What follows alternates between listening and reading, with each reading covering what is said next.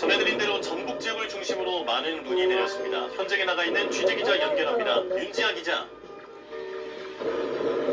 네, 전북 전주 도심에 나와 있습니다. 네, 눈이 많이 내린 것 같은데요. 현장 분위기 전해주시죠. 네, 오늘 새벽까지 강하게 내렸던 눈이 지금은 잠시 소강 상태입니다. 원래 전주는 이렇게까지 눈이 많이 오는 지역은 아닌데요. 밤사이 내린 눈으로 지금 보시는 것처럼 많은 눈이 쌓여있는 모습 보실 수 있습니다. 호남 지역을 중심으로 대설특보가 계속 확대되고 있습니다.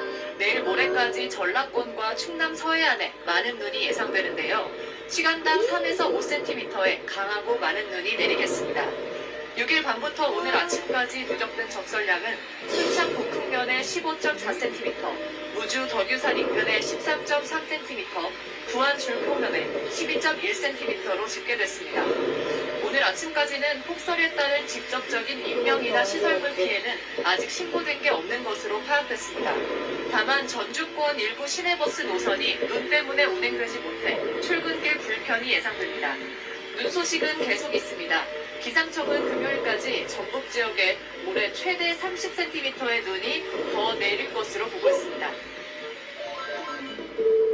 네, 눈뿐만 아니라 올겨울 최강 한파가 찾아온다고요? 네, 맞습니다. 폭설과 함께 반갑지 않은 손님 한파가 함께 찾아왔습니다. 지금 현재 전주의 아침 기온은 영하 2도인데요. 찬바람이 강하게 불면서 실제보다 더 춥게 느껴지고 있습니다. 상대적으로 이곳 전주 시내 지역은 온도가 높습니다. 하지만 다른 지역은 많이 춥습니다. 오늘 아침 최저 기온은 전북 장수가 영하 6.1도를 기록했고 순창은 영하 4도를 기록했습니다. 내일은 더 춥다고 하니까 대비 단단히 하셔야겠습니다. 최강 한파 속의 서해안 등에는 지난 초겨울 폭설과 비슷한 정도의 큰 눈이 예보됐습니다. 기상청은 서해안에 무겁고 강한 눈이 단시간에 내릴 것으로 보고 시설물 피해 가능성이 커질 수 있다며 비닐하우스 등의 시설물 점검에 특별히 신경 써달라고 당부했습니다. 지금까지 전북 전주에서 YTN 윤지아입니다.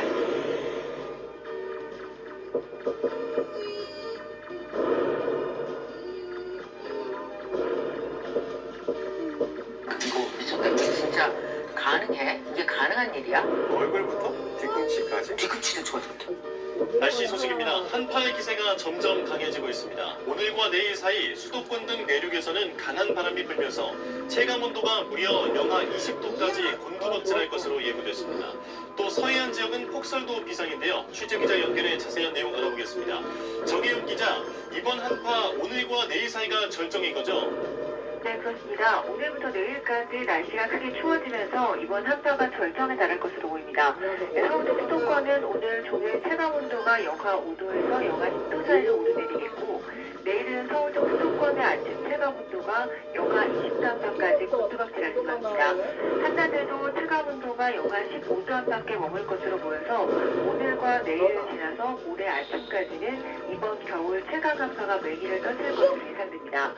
이에 따라 현재 강원 북부를 중심으로 한파 경보가 또 경기 북부와 강원도 내륙으로 한파주의보가 내려졌고요. 해안 곳곳에는 강풍주의보가, 해상에는 풍랑특보가 내려졌습니다.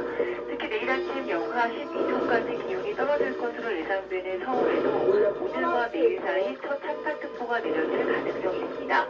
기상청은 이번 한파가 최대 고비를 지나서 주말 오전까지 길게 이어지겠다며 결빙과 동파 사고에 대비해달라고 당부했습니다. 네, 한파 속의 눈 상황도 비상인데 대설특보가 내려진 곳도 많죠. 네, 그렇습니다. 서해안과 일부 내륙으로는 밤사이 눈이 계속되면서 대설특보가 확대하거나 강화하게 됐습니다. 네, 지금은 대설경보와 전남 지역의 대설주의보는 모두 해제가 됐지만 전북과 충남 서해안을 중심으로는 대설주의보가 여전히 발효 중입니다. 이 지역은 이 서해산에서 만들어진 눈구름이 입대면서 어제와 오늘 눈이 지속하고 있는 건데요. 이미 이틀 이상 눈이 지속하면서 순창과 부안 등 전북 지역을 중심으로 15cm 이상의 앞단계 큰 눈이 내려쌓였고 충남 서천과 경남 함양 지역으로도 10cm 안팎의 눈이 내려서 쌓인 상황입니다. 앞으로 이 지역에는 금요일까지 20에서 3cm가량의 폭설이 내리고 곳에 따라 시간당 3에서 5cm의 강한 눈이 집중될 것으로 보입니다. 해상도 피해가 발생할 수 있는 만큼 주변 점검과 대비 철저히 해주시기 바랍니다. 지금까지 과학기상부에서 YTN 윤혜윤입니다.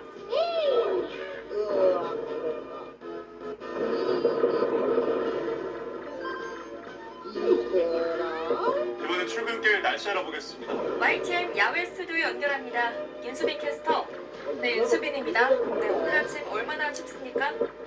네, 어제에 이어 오늘도 강추위가 이어지고 있습니다. 현재 서울 기온은 영하 4.5도로 어제만큼 추운데요. 앞으로 찬바람은 더 강해지겠고 종일 체감 온도가 영하권에 머무르겠습니다. 나오실 때는 따뜻한 외투로 보온에 각별히 신경 써주시기 바랍니다. 네, 오늘도 충청 이남을 중심으로는 많은 눈이 이어지죠.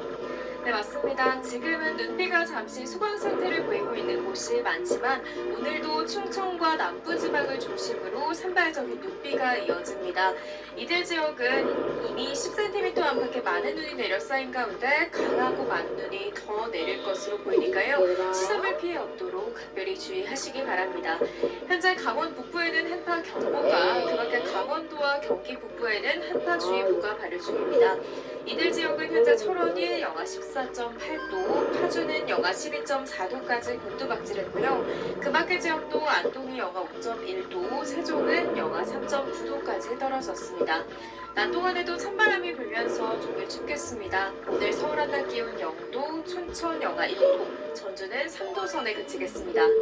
강추위 속 충남과 전북지방에는 대설주의보가 내려져 있고요. 눈발이 강해졌다 약해지기를 반복하고 있습니다. 앞으로 이들 지역과 제주 산간에는 최고 30cm 이상, 충남과 전남에도 최고 20cm 이상의 폭설이 더 쏟아지겠습니다. 특히 시간당 3에서 5cm의 매우 강한 눈이 예상되는 만큼 피해 없도록 주의하시기 바랍니다. 호남 지방의 눈비는 금요일까지, 제주도는 일요일까지 길게 이어지겠고요. 목요일인 내일은 서울 아침 기온이 영하 12도, 체감 온도는 무려 영하 20도 가까이 곤두박질하면서 이번 한파가 절정에 달할 전망입니다. 한편 현재 충남과 호남을 중심으로는 가시거리 200m 미만의 매우 짙은 안개가 끼어 있습니다. 이들 지역은 많은 눈이 내려 쌓이면서 도로도 무척 미끄러우니까요. 그 어느 때보다도 교통안전에 각별히 해주시기 바랍니다. 지금까지 서울 상암동 야외 스튜디오에서 YTN 윤수빈입니다.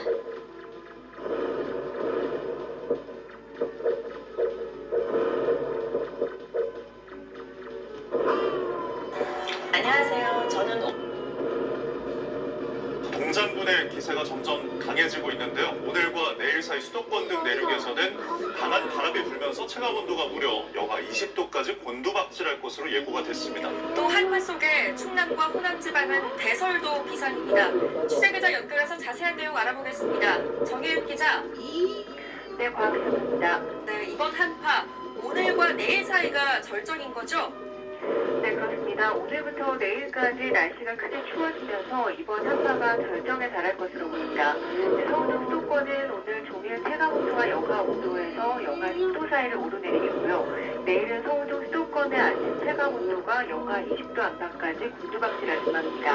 한낮에도 체감온도가 영하 15도 안팎에 머물 것으로 보여서 내일과 모레 아침까지는 이번 겨울 체감 한파가 매니를 떨칠 것으로 예상됩니다. 이에 따라 현재 강원 북부를 중심으로 한파 경보가, 경기 북부와 강원도에는 한파주의보가 내려졌고요. 해안 곳곳에는 강풍주의보가, 또 해상에는 대부분 풍랑특보가 내려져 있습니다. 특히 서울 기온이 내일 아침 올겨울 최저인 영하 12도까지 떨어질 것으로 예상되면서 첫 한파특보가 내려질 가능성도 있습니다. 기상청은 이번 한파가 최대 고비를 지나서 주말 오전까지 길게 이어지겠다며 결핍과 동파사고에 대비해달라고 당부했습니다. 네, 한파 속에 눈 상황도 비상인데요. 대설특보가 내려진 곳이 많다고요? 네, 그렇습니다. 소해안과 일부 내륙으로는 밤사이 눈이 계속되면서 특보가 더 확대한 상황입니다. 네, 전북 지역은 해안뿐 아니라 내륙 전 지역에 대설주의보가 발효됐고요. 네, 전남 일부와 충남 서해안, 또 경남 함양, 울릉도 독도를 중심으로도 대설주의보가 내려져 있습니다. 네, 이 지역은 서해상에서 만들어진 눈구름이 유입되면서 어제와 오늘 눈이 지속하고 있는 건데요. 이미 이틀 이상 눈이 지속하면서 전북과 충남 지역으로는 10cm 이상의 큰 눈이 내려서 쌓였습니다. 앞으로 이 지역에는 최고 30cm 이상의 폭설이 더 내리겠고 곳에 따라서 시간당 3에서 5cm의 강한 눈이 집중될 것으로 보입니다. 시설물 피해가 발생할 수 있는 만큼 주변 점검과 대비 철저히 해주시기 바랍니다. 지금까지 과학기상본에서 YTN 정혜연입니다. 네, 앞서 전해드린 대로 전북 지역을 중심으로 많은 눈이 현재 내리고 있는데요. 네, 이번에는 전북 지역 현장 연결해 보겠습니다. 윤지아 기자. 네, 전북 전주 도심에 나와 있습니다. 네, 여기저기로 눈이 많이 내린 모습 확인할 수가 있습니다. 현장 상황 전해주시죠. 네, 원래 전주 시내는 그렇게 눈이 많이 오지는 않는 곳인데요. 지금 보이시는 것처럼 눈이 많이 내려서 곳곳에 많이 쌓여 있습니다. 도로가 많이 미끄러워서 차들이 쉽게 달리지 못하고 있습니다. 밤사이 내린 눈으로 도로가 꽁꽁 언 모습이기 때문입니다. 호남 지역을 중심으로 대설특보가 계속 확대되고 있습니다. 내일 모레까지 전라권과 충남 서해안에 많은 눈이 예상되는데요. 시간당 3에서 5cm의 강하고 많은 눈이 내리겠습니다. 6일 밤부터 오늘 새벽까지 누적된 적설량은 순창 복흥면에 16cm, 무주 덕유산 인근에 13.4cm, 부안 줄포면에 12.5cm로 집계됐습니다. 오늘 아침까지는 폭설에 따른 직접적인 인명이나 시설물 피해는 아직 신고된 것이 없는 것으로 파악됐습니다. 눈 소식은 계속 있습니다. 기상청은 금요일까지 전북 지역에 10에서 20cm, 전북 서해안은 오늘 늦은 밤까지 최대 20cm의 눈이 더 내릴 것으로 보고 있습니다. 모레까지 대전과 세종을 제외한 충청은 5에서 15cm, 대전과 세종은 3에서 8cm, 전남 광주에는 최대 15cm의 눈이 더 쌓일 것으로 예상했습니다. 많은 눈뿐만 아니라 올겨울 최강 한파가 찾아왔다고요? 네, 맞습니다. 폭설과 함께 반갑지 않은 손님, 최강 한파도 함께 찾아왔습니다. 지금 전주의 아침 기온은 영하 2도인데요. 실제보다 더 춥게 느껴지고 있습니다. 차가운 바람이 강하게 불고 있기 때문입니다. 네, 상대적으로 이곳 전주 시내 지역은 온도가 높은데요. 다른 지역은 많이 춥습니다. 오늘 아침 최저 기온은 전북 장수가 영하 6.1도를 기록했고 순창은 영하 4도를 기록했습니다. 내일은 더 춥다고 하니까 대비를 단단히 하셔야겠습니다. 최강 한파 속의 서해안 등에는 지난 초겨울 폭설과 비슷한 정도의 큰 눈이 예보됐습니다. 기상청은 서해안에 무겁고 강한 눈이 단시간에 내릴 것으로 보고 시설물 피해 가능성이 커질 수 있다며 비닐하우스 등의 시설물 점검에 특별히 신경 써달라고 당부했습니다. 지금까지 전북 전주에서 YTN 윤지아입니다. 네, 저런 곳곳에 많은 눈으로 인해서 고속도로 운전할 때 안전운행에 주의가 요구되고 있습니다. 네, 이번에는 한국도로공사 연결해서 현재 교통 상황 들어보겠습니다. 김경민 캐스터 전해주시죠. 어제 충남 서해안과 호남권 곳곳에 많은 눈이 내렸습니다. 지금은 전북과 경남권을 중심으로 눈이 내리고 있어서 불편한 곳들이 있는데요.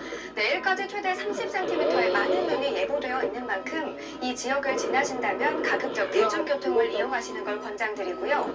만약 차를 이용해야만 한다면 월동 장비를 챙겨 나오셔서 사고를 예방해 주시기 바랍니다. 계속해서 눈이 오는 지역 자세히 살펴보겠습니다. 지금 전북과 경남권을 중심으로는 눈구름대가 머물면서 아직도 눈이 내리고 있는데요. 아주 약하게 눈이 내리고는 있지만 이 눈으로 인해 시야 확보가 어려울 수 있습니다. 안전거리 확보 2배 이상 넉넉하게 해주셔야겠고요. 또 지금은 제설 작업이 마무리가 됐지만 영하권 날씨로 인해서 내린 눈이 그대로 얼어붙어 빙판길이나 도로 사러 등 위험이 높습니다. 안전운전 특히 더 신경 써주시기 바랍니다. 또한 지금 곳곳으로 사고가 속출하고 있습니다. 30번 당진 대전선 당진 방향인데요. 면천 부근 1, 2차로에서 승용차 사고가 발생해 처리하고 있습니다. 지금 사고 차량 갓길로 옮겨지긴 했지만 이 미끄럼 사고로 인해서 승용차가 뒤집어진 사고가 발생했습니다. 이 눈이 오지 않아도 사고는 언제나 발생할 수 있기 때문에 미끄럼 사고를 대비해서 안전운전은 계속해서 신경 써 주셔야겠습니다. 사고가 나면 대피 먼저 해주시고요. 고속도로 교통방송이었습니다. 다음 소식입니다. 고위공직자 범죄수사처가 윤석열 대통령에 대한 체포영장을 재발부받으면서 집행 시점을 다시 고심하고 있습니다. 2차 집행이 마지막이라는 각오로 임하겠다고 밝혔는데 언제쯤 이 윤 대통령에 대한 체포 시도에 나설지 시기에도 관심입니다. 취재기자 연결합니다. 김태원 기자. 네, 고위공직자 범죄수사처입니다. 네, 공수처 현재 분위기 어떻습니까? 네, 아직 이른 아침인데 이곳 공수처에선 이렇다 할 움직임이 포착되고 있지는 않습니다. 앞서 지난 3일 대통령 경호처 저지에 가로막혀 한 차례 실패를 겪었던 만큼 최적의 집행 시기를 고심하고 있는 것으로 보입니다. 공수처가 어제 윤 대통령에 대한 체포영장을 다시 발부받으면서 영장 재집행이 다시 한번 가시권 안에 들어왔습니다. 이번에 구체적인 유효기간을 공개하지는 않았는데 이재승 공수처 차장은 일주일 내지는 그 이상의 기간으로 청구할 방침을 내비치기도 했습니다. 이에 따라 공수처는 경찰과 함께 조만간 이르면 이번 주 중 윤 대통령에 대한 체포에 나설 것으로 관측됩니다. 네, 오동훈 공수처장은 이번엔 다를 거라며 강경 대응을 예고했다고요. 네, 오동훈 공수처장 어제 국회 법사위 현안 질의에 출석했는데요. 지난 3일 1차 집행 과정에서 예측하지 못한 부분이 많이 발생해 결과적으로 실패했다면서 책임을 통감하고 국민에게 진심으로 사과드린다고 말했습니다. 그러면서 이번이 마지막이라는 비상한 각오로 철두철미하게 영장 집행을 준비하겠다고 강조했습니다. 들어보시겠습니다. 2차 영장 집행이 마지막 영장 집행이라는 그 비장한 각오로 철두철미하게 준비해서 2차 집행에 대해서는 목적을 달성할 수 있도록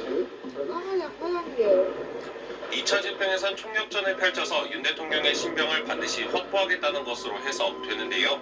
공수처와 경찰 등이 함께하는 공조사본부는 영장 집행을 막아서는 경호처 직원 등에 대해서는 현행범으로 체포하는 등 강경하게 조치하는 방안을 검토하고 있는 것으로 알려졌습니다.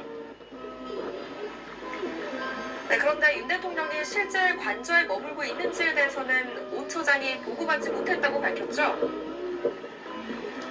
네, 마찬가지로 어제 국회 법사위에 출석해 이어간 발언입니다. 윤 대통령이 달아났을 가능성도 있다고 보느냐는 의원들의 거듭된 질문에 오 처장은 여러 가지 가능성에 대해서 생각하고 있다며 여지를 남겼습니다. 또 도주 의혹과 관련한 사실관계를 파악한 게 있느냐는 질의엔 정확하게 보고받은 것은 없지만 차량에 관한 이야기는 들었다고 답했습니다. 다만 윤 대통령이 관저에 머무르고 있을 가능성이 현재로서는 더 높아 보이는 만큼 이 같은 오 처장의 발언은 아직 구체적인 위치를 파악하지는 못했다는 의미로 해석됩니다. 지금까지 공수처에서 YTN 김태원입니다. 네, 공수처가 조만간 체포영장 집행을 시도할 것으로 보이는 가운데 대통령 관저 앞은 긴장감이 높아지고 있습니다. 영장 재발부 소식이 전해지자 관저 앞엔 다시 집회 인파가 모여들고 있습니다. 취재기자 연결합니다. 소도정 기자. 네, 서울 한남동 대통령 관저 앞에 나와 있습니다. 네, 먼저 이 관저 앞에 집회 상황 어떻습니까? 네, 매서운 한파가 찾아왔지만 이곳 관저 앞에선 대통령 탄핵 반대 집회가 밤새 열렸습니다. 어제 저녁 체포영장이 다시 발부됐다는 소식이 전해진 뒤 윤 대통령 지지자들은 이곳에 모여 관저 앞을 지켰습니다. 참가자들은 텐트를 치거나 두꺼운 외투와 이불로 추위를 막으며 체포를 막고 대통령을 지키겠다고 외쳤습니다. 밤사이 다른 시민이 집회 현장에 접근하면서 집회 참가자와 실랑이가 벌어지긴 했지만 큰 물리적 충돌은 빚어지지 않았습니다. 경찰도 계속되는 집회에 차로를 일부 통제하고 충돌 등 상황에 대비하고 있습니다. 탄핵 찬성 단체는 오늘 저녁 헌법재판소 앞에서 윤 대통령 파면을 촉구하는 촛불 문화제를 열 예정입니다. 다만 날이 밝으면 관저 앞으로 탄핵 찬성 단체를 비롯한 인파가 더 늘어날 수 있어서 자칫 집회 참가자 사이 충돌이 발생할 수 있다는 우려도 나옵니다. 관저 주변의 경비 상황은 현재 어떻습니까? 네, 관저 주변 경비는 체포영장 1차 집행 때보다 더 삼엄해졌습니다. 여기선 보이지 않지만 관저 진입로 앞에는 대형 버스가 가로질러 주차돼 있어서 한눈에 봐도 진입이 쉽지 않은 상황입니다. 경호처 관계자로 보이는 사람들도 신분을 확인한 뒤 버스를 피해 관저 안으로 들어가고 있는데요. 공수처가 체포영장 재집행을 시도할 경우 언제라도 차벽을 세울 수 있도록 대비하는 것으로 보입니다. 진입로 가장자리 빈틈에 원형 철조망이 여전히 촘촘하게 설치돼 있어서 관저가 사실상 요새화된 상황입니다.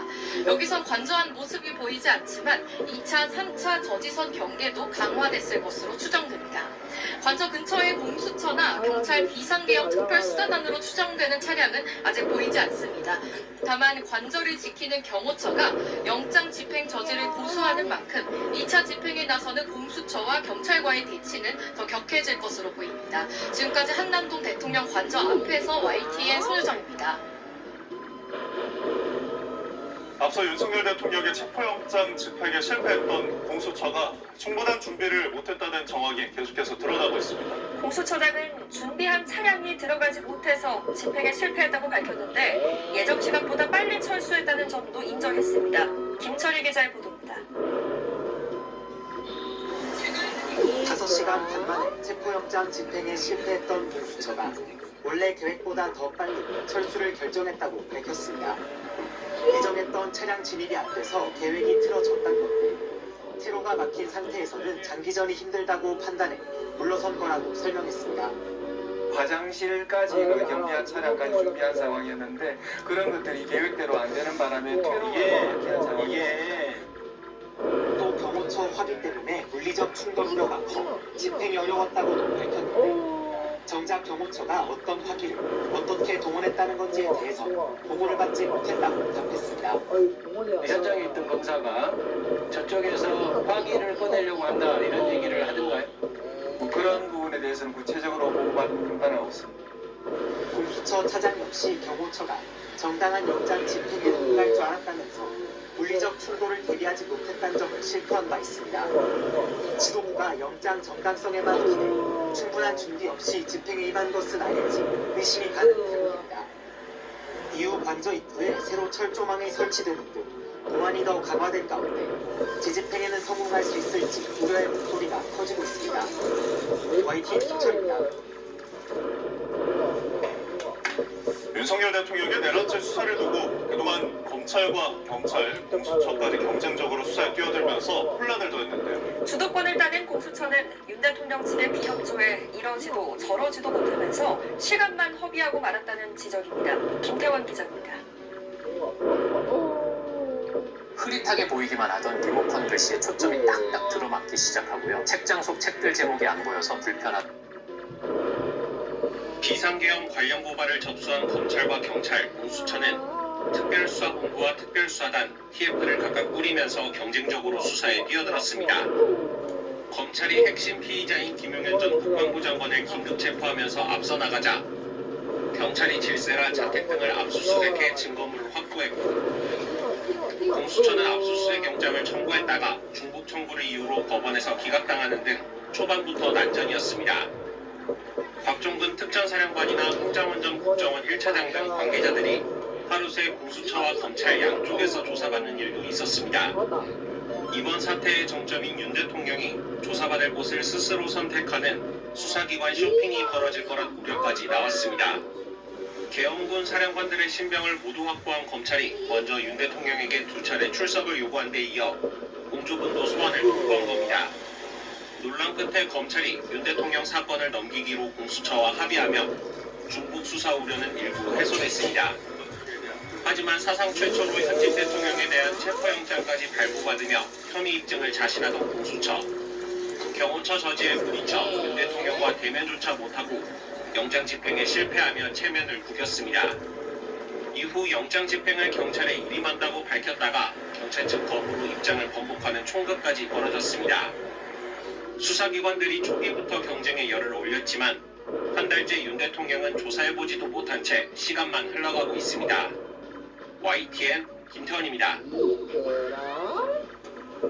국회가 오늘 오후 본회의를 열고 최상목 대통령 권한대행이 제6국본을 행사한 이른바 쌍특검법 등 8개 법안을 재표결을 진행합니다.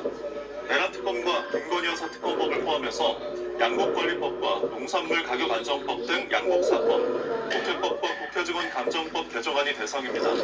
재표결 시 가결을 위해선 재적의원 과반수 출석과 출석의원 3분의 2의 찬성이 필요한데 전체 300석 가운데 범야권이 192석을 차지해서 여당에서 최소 8표의 이탈표가 나오지 않으면 법안은 최종 폐기됩니다. 미국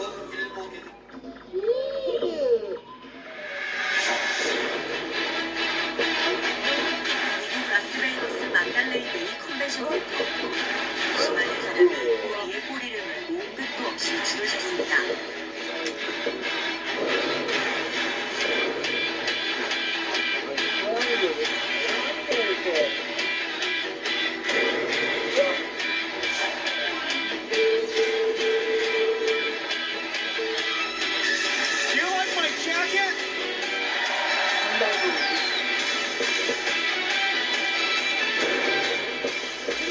Today we're announcing a very big thing. We're announcing NVIDIA Cosmos, a world foundation model that is designed, that was created to understand the physical world.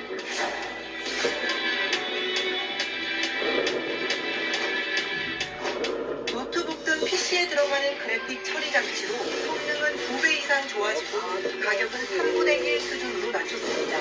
특히 이 신제품에 미국 최대 기획 업체인 마이크론의 메모리를 썼다고 밝혀 눈길을 끌었습니다.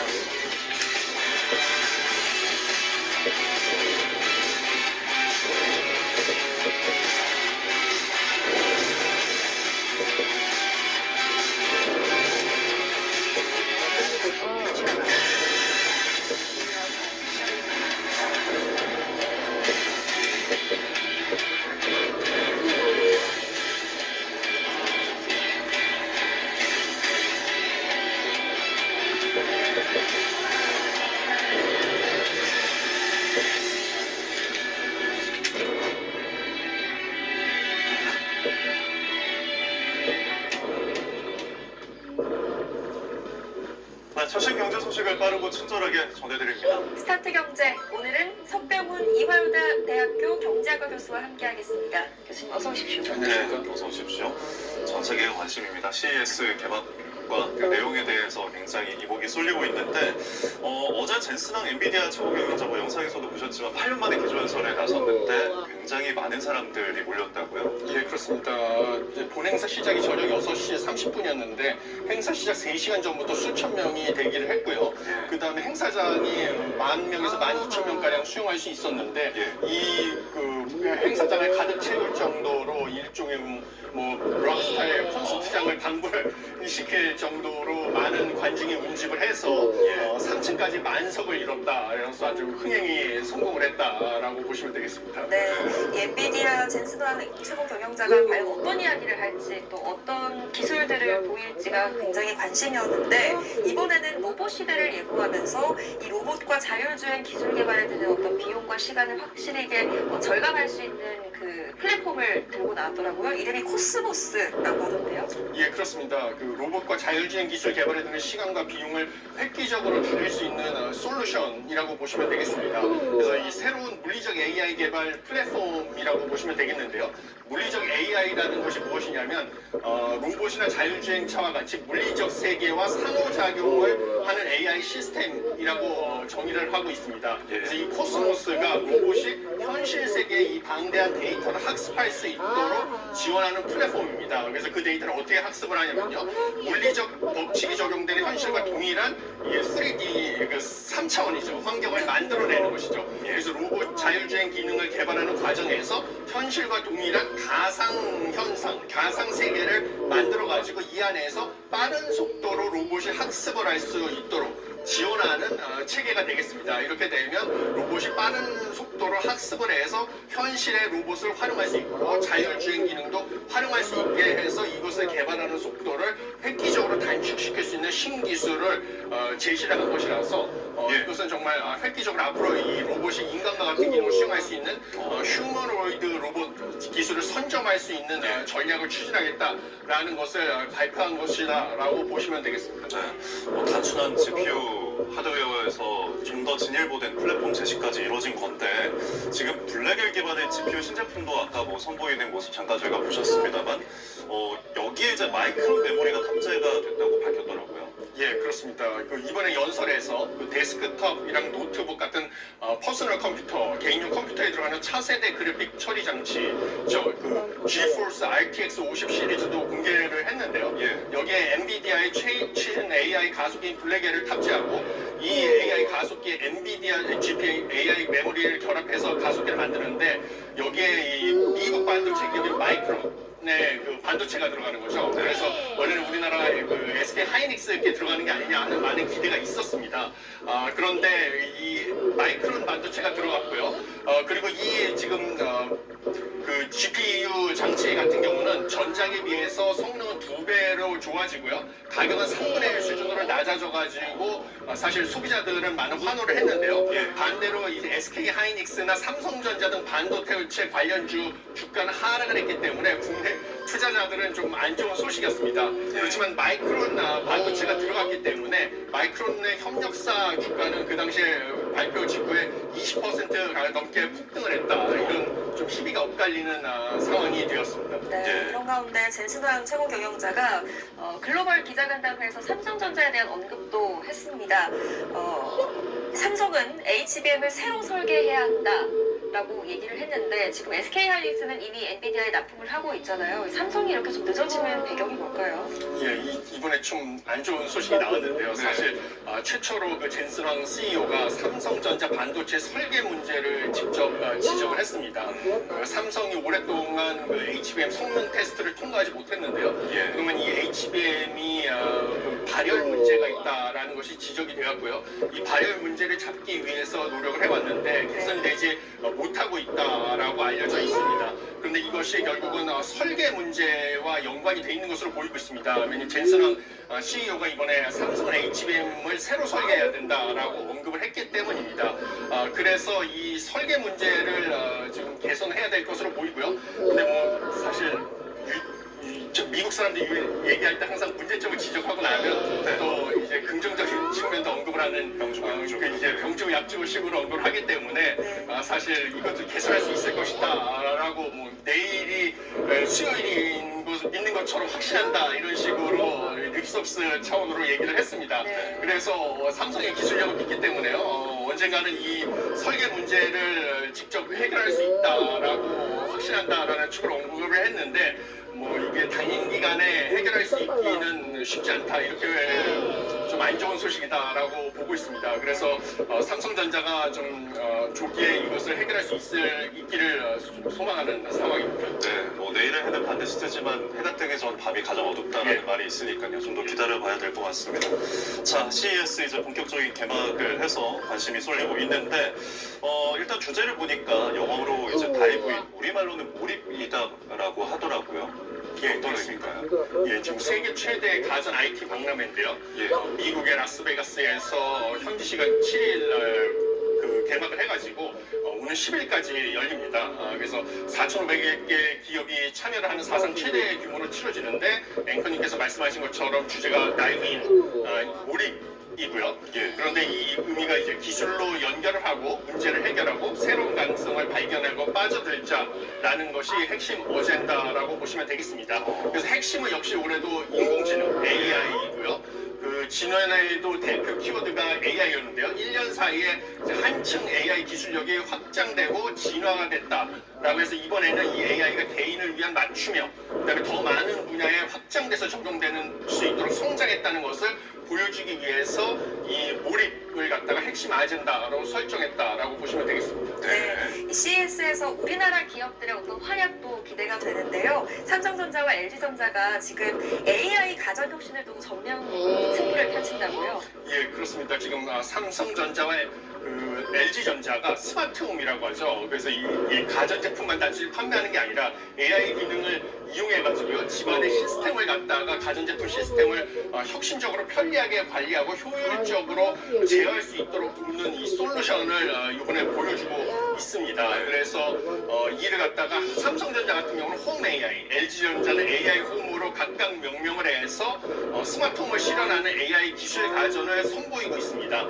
그래서 삼성전자 같은 경우는 AI 집사 로봇 볼리를 올해 상반기에 출시할 것이다 라고 얘기를 했고요.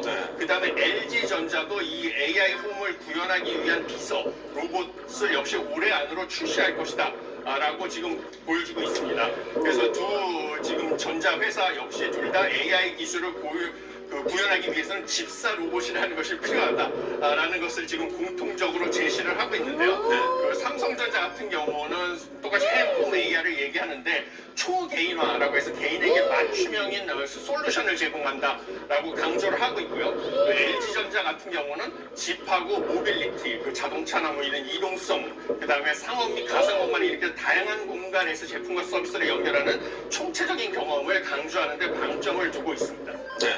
삼성전자 뭐 반도체에 큰 성과가 보이지 않고 지금 가전에서는 기술 혁신을 이제 제시하고 있지만 오늘 지난해 이제 4분기 잠정 실적을 또 공개할 예정입니다. 어떻게 나올까요? 지금 보수적으로 보고 있습니다. 다들. 왜냐하면 그 여러 증권사에서 삼성전자의 실적 전망을 갖다가 지속적으로 하향 조정하고 있기 때문입니다. 그 FN 가드에 따르면요, 1월 들어서 지금 삼성전자 영업이익 추정치를 발표한 증권사가 총 11개인데요. 그 삼성전자 4분기 영업이익 추정치 평균이 약 7조 4,714억 원입니다. 그런데 지난 3개월간 집계한 4분기 영업이익 컨센서스가 8조 2,105억 원이거든요. 그러니까 사실은 1월에 나온 전망치가 약 7,400억 원 정도 낮아진 것이죠. 그런데 왜 이렇게 자꾸 삼성전자 전망치를 증권사들이 낮추고 있느냐라고 하면 그 주요 이유가 삼성전자의 주력 상품인 메모리 반도체의 가격이 지속적으로 하락하고 있고요. 그 다음에 삼성전자가 또 추진하고 있는 파운드리 사업 같은 경우는 가동률이 역시 하락을 해서 계속 손실을 보고 있는 상황입니다. 그리고 HBM3 공급도 역시 계속 지연되고 있습니다. 더구나 이번에 그 젠스롱 CEO가 이제 설계 자체를 변경해야 된다라고 지적을 하니까 이것도 역시 안 좋은 소식이라서 지금 삼성전자의 실적이 좀 계속 안 좋아질 것으로 보고 있다라고 해서 좀 앞으로 좀 기술 개발에 박차를 가해서 실적을 개선시키도록 노력을 해야 될 것으로 보고 있습니다. 삼성전자 실적 이야기와 또 CS 이야기까지 나눠봤는데 CS도 현장에 저희 취재 기자가 나가 있습니다. 앞으로 또 새로운 기술들을 전해올 예정이니까요. 함께 좀 지켜봐 주시면 좋을 것 같습니다. 다음 주제 넘어가 볼게요. 제주항공 요기기 참사 이야기인데 피해자들의 인도가 이제 모두 끝나면서 이제 남은 건 사실상 사고원인 규모입니다. 이런 가운데 국토부가 셀프 조사 논란에 휩싸였거든요. 보니까 사고조사위원장이 이제 사퇴를 했더라고요. 예, 그렇습니다. 사실 지금 국토부에서 조사를 사고 원인을 조사하는 곳이 항공철도사고조사위원회인데요. 이게 국토교통부 산하기관입니다. 그래서 인사와 예산 등의 국토부 장관의 지휘와 감독을 받고 있을 뿐만 아니라요, 위원장이 전직 국토부 출신입니다. 그리고 상임위원이 현 국토부 항공정책 실장이 맡는 것으로 되어 있습니다. 그리고 사고 조사를 하는 조사팀에도 국토부 현직 공무원이 포함이 되어 있습니다. 그러다 보니까 이번에 그 제주항공 참사, 그 무안공항 사고 같은 경우는 국토부 과실이 제기되고 있는 상황이라서요. 이것을 조사를 하는 데 있어서 이 국토부의 산하위원회가 조사를 하는 게 문제가 논란의 소지가 있는 것이 아니냐라고 하면서 유가족 측뿐만 아니라 조종사 노조 측에서도 지금 이의를 제기하고 있는 상황이었습니다. 그래서 이렇게 계속 논란이 제기되고 있다 보니까요. 결국은 국토부 측에서도 사고조사위원장이 자리에서 물러나고요. 그다음에 현 국토부 항공정책실장도 상임위원 업무에서 배제하기로 했습니다. 그뿐만 아니라 국토부 장관도 적절한 시기에 책임지는 모습을 보이겠다고 거취 표명도 예고를 했습니다. 네. 지금 그런데 참사를 키운 원인으로 일단 많이 지목되는 게 그 콘크리트 중덕에 대한 문제잖아요. 스컬라이저 이제 밑에 있는 그 중덕인데 그 당시에 이제 국토부가 규정에 맞게는 좀 건설을 했다는 입장을 밝혔거든요. 이 부분 어떻게 보시나요? 예, 이거 뭐 결국은 앞으로 또 수사나 이런 것을 통해서 추가적으로 또 원인이 규명이 될 것이다라고 보고 있는데요. 일단 국토부 입장은 뭐 기존 입장을 반복을 했습니다. 그래서 지금 종단 안전구역이라는 개념을 먼저 이해를 하셔야 되는데 항공기가 착륙 후에 제때 멈추지 못하고 활주로 끝부분을 지나쳤을 때 항공기 손상을 줄이기 위해서 착륙 때 종단 이후 설정된 구역을 뜻하는데요.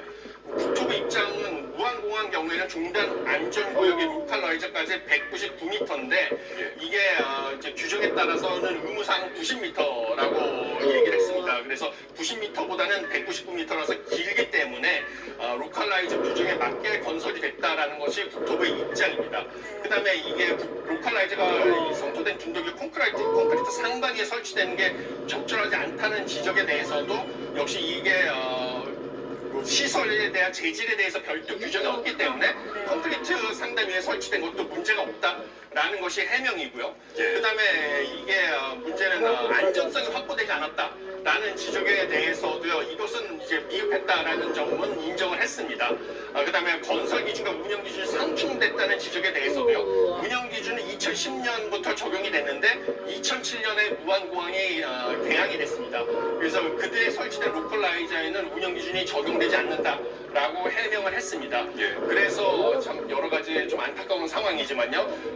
국토부는 기존의 입장을 반복을 했고요. 그렇기 때문에 앞으로는 이제 향후 수사 과정에서 이제 국토부의 책임 소재는 밝혀질 것이다 이렇게 보고 있습니다. 여러모로 좀 안타까운 상황이에요. 네, 이 무안공항의 설계 문제뿐만이 아니고 지금 제주항공에 대해서도 논란이 일고 있는 것 같습니다. 제주항공의 운항 승무원 그리고 정비사들의 업무량이 조금 과도했다 이런 지적들이 나오던데요. 예, 그렇습니다. 지금 국토교통부 항공정보 포털 시스템에 따르면요. 지난해 기준으로 제주항공의 국제선 여객기 운항 편수가 47,000여 편으로서요. 국내 저비용 항공사 중에 가장 많은 것으로 나타났습니다. 그런데 지난해 기준으로 제주항공이 재직 중인 조종사가 670명인데요. 그러면 한 명당 평균 국제선 여객기 운항 편수가 70.2편에 이르는 것입니다. 그런데 이제 다른 저비용 항공사, 예를 들면 진에어 같은 경우는 57.2편, TA 항공 46.2편으로 다른 저비용 항공사 단순 비교에도 약 20에서 30% 이상 많은 수준이라서요. 이게 조종사들의 좀 피로도가 가중됐다라고 볼 수가 있고요. 이것뿐만 아니라 정비 인력도 상당히 부족했다라고 보여집니다. 그래서 이제 정비 인력에 대해서 한 대당 정비 인력 12명이 갖춰야 된다라고 국토교통부에서 권고를 했는데 지금 제주항공 같은 경우는 정비사가 한 대당 11명, 11.2명에 그쳤다가 지난해 말 이게 충원해서 지금 현재 12.7명으로 권고 기준을 최근에야 넘겼다라는 것으로 밝혀져가지고요. 좀 이런 부분에 대해서 좀 근무 환경이 열악했다라는 것이 지금 비판을 받고 있는 상황입니다. 네, 제주항공의 무리한 업무에 대해서도 조금 조사가 필요한 부분인 것 같습니다.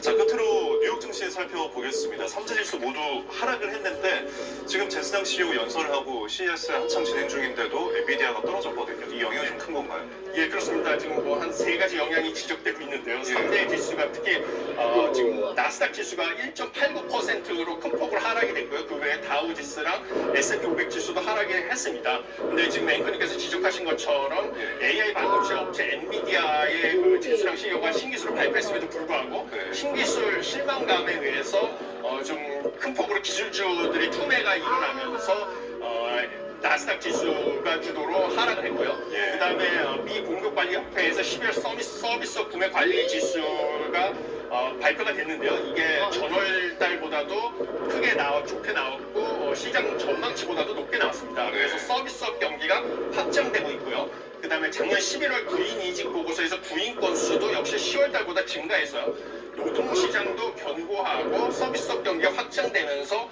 좀 물가도 오히려 상승하는 것이 아니냐라는 전망치 때문에 부채금리가 상승을 했습니다. 이래서 미 연준의 정책금리 인하도 좀 더 늦춰질 것이다라는 전망 때문에 지금 미 뉴욕 증시의 3대 지수가 하락을 했습니다. 그래서 엔비디아 주가 같은 경우 6%나 폭락을 했는데 사실 지금 젠스랑 CEO의 지금 기조연설 전에는 3% 가까이 급등을 했었습니다. 그래서 사실 증권가의 격언이 소문에 사고 뉴스에 팔아라라는 격언이 있는데 그것이 좀 뒷받침이 됐다라고 보시면 되겠습니다. 알겠습니다. 여기까지 듣겠습니다. 오늘은 석병훈 이화여자대학교 경제학과 교수와 함께했습니다. 교수님 잘 들었습니다. 고맙습니다. 감사합니다. 모낭의 개수 자체가 늘어나는 건 국내 최초 트리코닉스의 기술밖에 없습니다. 머리숱 이제 다시 모근부터 빽빽하게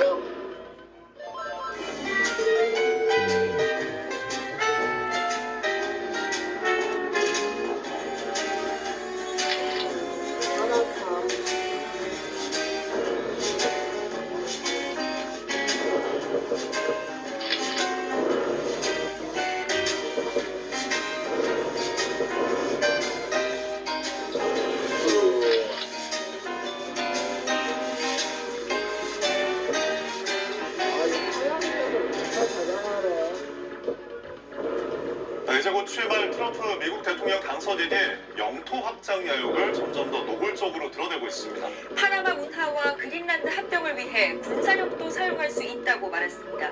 워싱턴 권준기 특파원입니다. 그린란드 공항에 착륙하는 트럼프 전용기. 트럼프가 그린란드 매입 의사를 밝혀 논란이 한창인 가운데 트럼프 장남이 전격 방문했습니다. Here as tourists, seeing it looks like an incredible place. We've been talking about going for a while. Looks like 예정이 없던 기자회견을 연 트럼프는 그린란드와 파나마 운하 합병 문제와 관련해 군사력 사용 가능성을 배제하지 않겠다고 밝혔습니다. I can't assure you on either of those two, but I can say this: we need them for economic security. I'm not going to commit to that now. It might be that you'll have to do something. 다만 파나마 정부와는 운하 운영권을 놓고 대화 중이고 그린란드는 주민투표로 미국 편입을 결정할 수 있다고 말했습니다. 만약 덴마크 정부가 주민투표를 막을 경우 높은 관세로 보복하겠다고 경고했습니다. 캐나다를 미국으로 편입하는 데는 군사력 대신 경제적 강압으로 충분할 거라고 자신했습니다. They should be a state. That's why I told Trudeau when he came down. I said, what would happen if we didn't do it? He said Canada would dissolve. 트럼프 당선인은 멕시코만의 이름을 아메리카만으로 바꾸겠다고 말해 멕시코를 또 도발했습니다. 워싱턴 포스트는 트럼프의 군사력 사용 언급은 이전 발언들과 수위가 다르다며 나토 가입국인 덴마크에 대한 위협은 나토 동맹국들이 공동 대응에 나설 문제라고 지적했습니다. 워싱턴에서 YTN 권용입니다.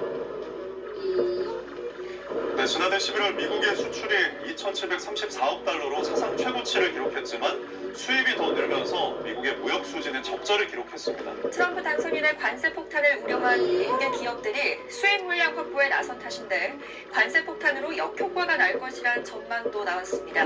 뉴욕에서 이승윤 특파원입니다.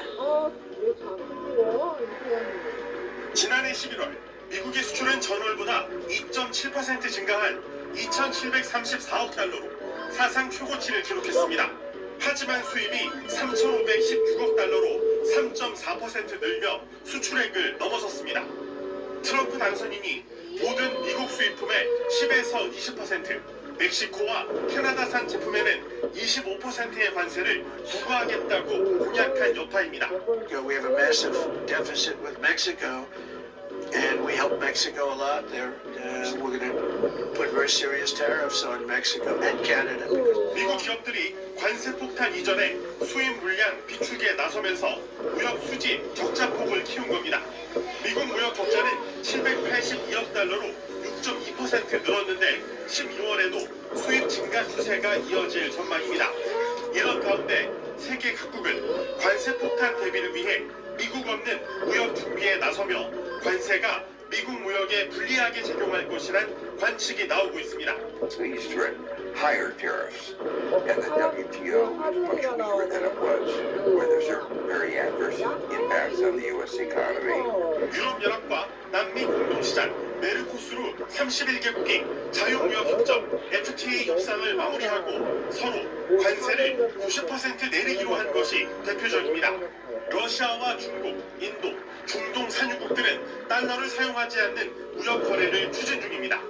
경제 전문가들은 미국의 무역 수지 적자를 개선하려는 트럼프의 관세 폭탄이 역설적으로 미국의 무역 수지를 악화시키고 미국을 배제하는 무역을 확대하는 결과를 가져올 수 있다고 분석했습니다.